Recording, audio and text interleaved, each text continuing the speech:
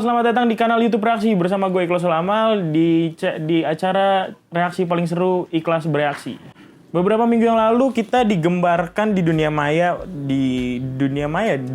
media sosial manapun lah ya tentang adanya bullying yang terjadi pada salah satu karyawan Komisi Penyiaran Indonesia atau KPI. Selain dibully, dia juga mengaku bahwa mendapatkan perlakuan pelecehan seksual berupa ditelanjangin, terus area genitalnya dia digambar-gambar oleh para bullier apa sih bahasanya? Bully ya? Oleh para bully ini atau perundung ini gitu.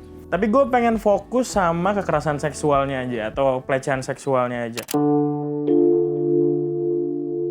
Kita mungkin udah sering banget denger atau sebenarnya tuh kayaknya pelecehan seksual tuh udah bukan hal yang tabu lagi di kuping kita atau udah nggak aneh lagi dengar kalimat atau kata pelecehan seksual.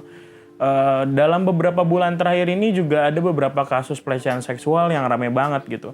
Salah satunya tadi misalnya karyawan di Komisi Penyiaran Indonesia. Terus ada juga yang diduga melecehkan seorang wanita, Mas Gofar Hilman gitu. Ada juga kasus pemerkosaan ABG oleh polisi di Polresnya atau di kantornya. Terus juga bahkan beberapa waktu yang lalu gue sempat baca salah satu tulisan oleh mahasiswa yang dia mewawancarai beberapa temannya yang pernah dilecehkan oleh dosennya di salah satu kampus swasta di Tangsel. Women. Nah terus tapi bagus, tulisannya bagus dan itu menggambarkan betapa banyaknya atau betapa ramainya kasus-kasus pelecehan seksual di sekitar kita. Kayaknya nggak di tempat polisi, di komisi penyiaran atau bahkan di institusi pendidikan kalian bisa menemukan pelecehan seksual itu gitu. Bahkan kalau misal kita ngobrolin pelecehan seksual sendiri itu bisa terjadi bahkan di tempat-tempat umum seperti kayak di kereta, bahkan ketika tempat lo nonton konser atau kayak di bus dan lain-lain. Goblok. Oke teman-teman, saya kena titit. Dan kita kadang nggak sadar betapa berbahayanya atau betapa berdampaknya pelecehan-pelecehan seksual ini terhadap para korban. Ini gue udah ngumpulin beberapa efek yang terjadi kepada korban ini dari yang gue lansir dari ui.ac.id. Utamanya ada 3 efek. Salah satunya adalah dampak psikologis yang bisa membuat trauma besar dan juga bisa bikin katanya sih perkembangan otaknya tuh melambat dan juga bisa membuat stres. Terus yang kedua ada juga dampak fisik yang terjadi jika misalnya pelecehan atau kekerasan seksual itu terjadi yang parah banget gitu. Misalnya contohnya pendarahan di dalam, terus pendarahan internal ya bahasanya. Terus juga kalau misalnya kalian ingat dulu ada kasus pemerkosaan yang melibatkan cangkul di kasus pemerkosaan tersebut. Itu adalah salah satu contoh efek fisik atau dampak fisik yang dapat terjadi pada orang-orang korban ini. Terus yang ketiga juga ada dampak sosial, karena masih ada beberapa keluarga atau teman-teman kita yang bisa dibilang konservatif soal pelecehan seksual dan menganggap bahwa pelecehan seksual ini adalah aib keluarga, sehingga mereka dikucilkan si korban-korban ini dan juga nggak dibantu gitu, dan malah tambah tadi balik lagi ke psikologi, dia bisa jadi stres, trauma besar dan lain-lain. Nah, yang gue pengen tekenin adalah soal betapa betapa banyaknya macam-macam pelecehan seksual yang kadang kita juga nggak sadarin gitu. Ini gue udah nyiapin beberapa contoh-contoh pelecehan seksual yang bahkan kadang kita nggak sadar. Dari jenis-jenis pelecehan seksual aja itu udah ada 5 kategori. Itu kategori pelecehan gender, perilaku menggoda, penyuapan seksual, pemaksaan seksual, dan pelanggaran seksual. Dari 5 kategori tadi terbagi menjadi 10 jenis pelecehan seksual tuh, macem-macem banget kan. Dan yang menariknya setelah gue baca itu ada beberapa pelecehan seksual yang gak sadar pernah gue lakukan atau gak sadar pernah temen gue lakukan kepada gue. Seperti komentar seksual terhadap Anda. Kayak misalnya, anu lo kecil. Nah itu termasuk pelecehan seksual. Terus yang kedua, ajakan seksual. Nah temen gue pernah ngajak temennya. Ajakan seksual. Ya. Ya udah.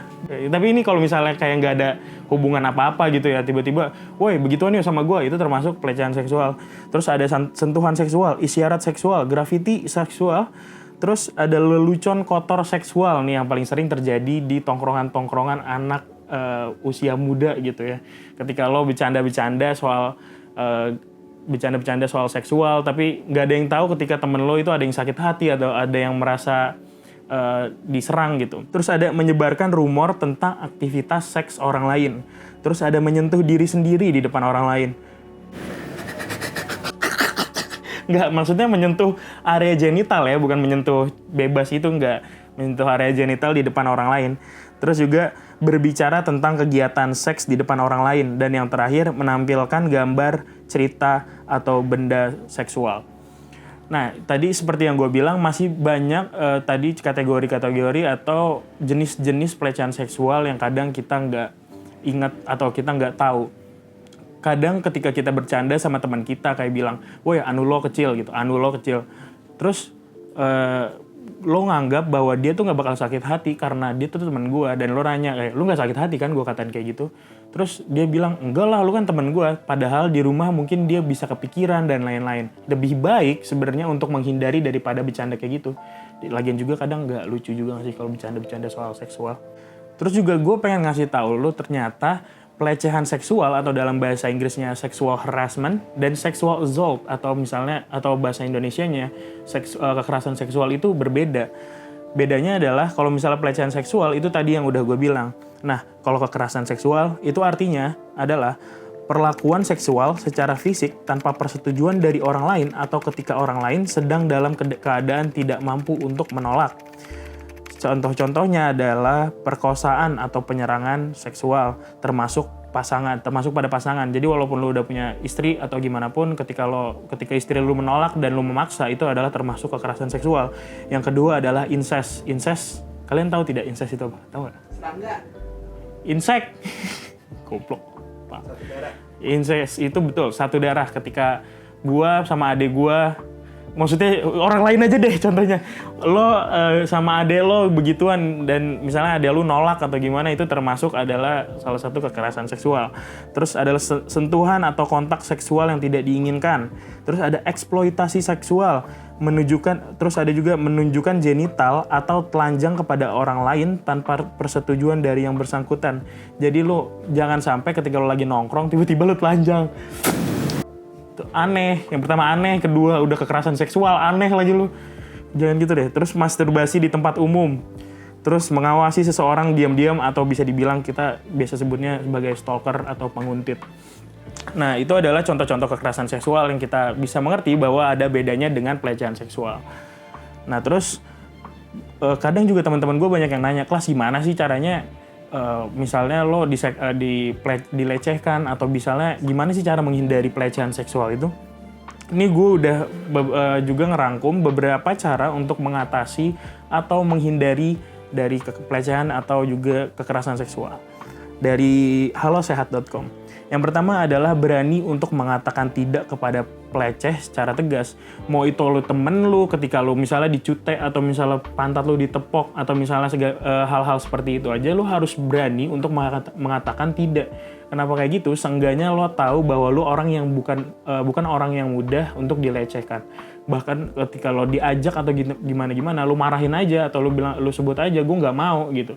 Karena itu dari begitu aja lo udah menunjukkan bahwa diri lo tuh udah anti sama yang hal-hal seperti itu gitu.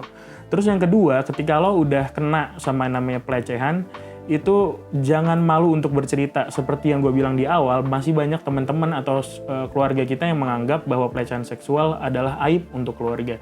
Tapi mau gimana pun, ketika lo simpen cerita lo sendiri, jangan itu nggak akan memecahkan masalah. Yang adanya lo bikin lo stres dan bisa bunuh diri, trauma dalam dan lain-lain. Jadi usahakan untuk cerita. Selain untuk memeditasi diri lo sendiri, cerita juga bisa menghindarkan teman-teman lo dari si peleceh ini. Jadi kayak misalnya lo spill di Twitter tentang si A gitu, tentang Alvin. Tentang Alvin atau Igo gitu yang pernah melecehkan lo. Lo bilang aja ke teman-teman lo juga biar teman-teman lo tuh aware sama orang-orang ini gitu. Yang ketiga ada mencari tahu siapa yang bertanggung jawab di lingkungan Anda atas pelecehan-pelecehan ini. Maksudnya itu pihak-pihak yang berwenang seperti polisi atau misalnya ada lembaga perlindungan perempuan dan anak dan lain-lain. Tapi dikontak ketika dilecehkan, dikontak ya. Jangan diem-diem, percuma kalian nyari tapi nggak diem-diem doang gitu.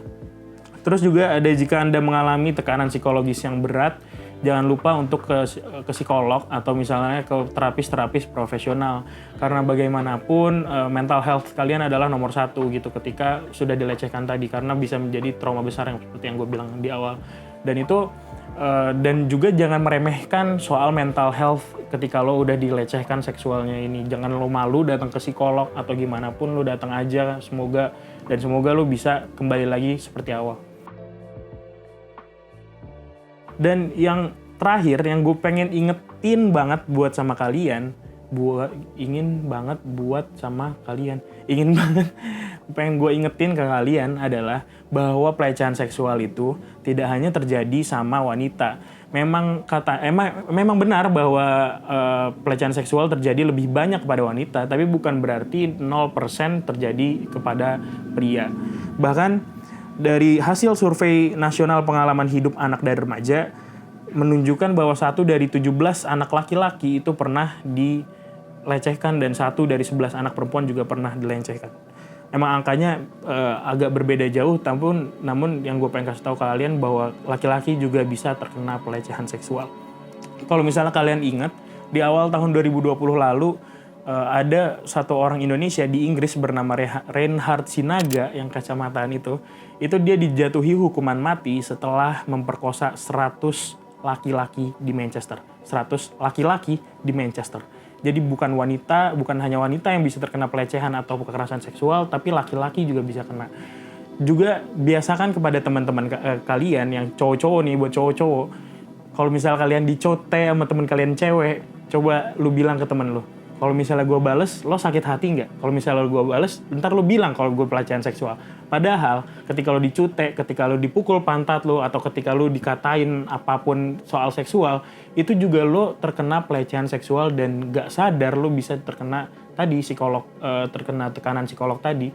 Jadi walaupun ini juga peringatan buat teman-teman cewek, walaupun ini kan gue gendut ya, gue sering dicute-cute kan gue nggak terima ya. Lo kira enak cowok dicute? Hah? Lo kira ya gimana, tapi mengganggu aja gitu menurut gue. Dan itu terkadang yang suka kita lupakan bahwa kita laki-laki juga punya hak yang sama untuk menolak terhadap wanita. Mau gimana pun, mau kekerasan kayak, mau pelecehan kayak, keduanya tuh kita harus melawan hal-hal tersebut tuh bersama-sama.